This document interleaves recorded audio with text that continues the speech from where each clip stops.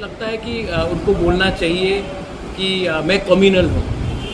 पूरे north east में कोई रीजनल पार्टी ने रविन्द्रनाथ टैगोर का घर को वैंडलाइज किया गया, एक रीजनल पार्टी ने आवाज़ नहीं उठाया त्रिपुरा मोथा को छोड़ के।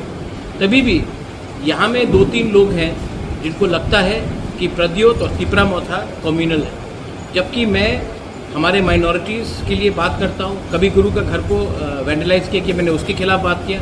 तभी भी जितना भी मैं करूँ उनके नज़रिए में हम लोग नेगेटिव लोग हैं।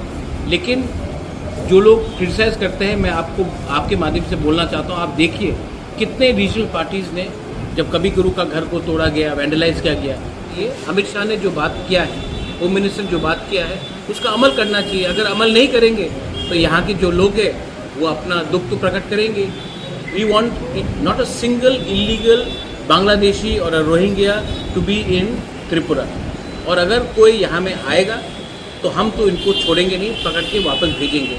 लेकिन सवाल उठता है कि ये सिर्फ पॉलिटिकल पार्टीज का काम नहीं है, ये प्रशासन का काम। এখানে যে ধরনের স্টেপ হওয়া উচিত সেই স্টেপটা হচ্ছে না।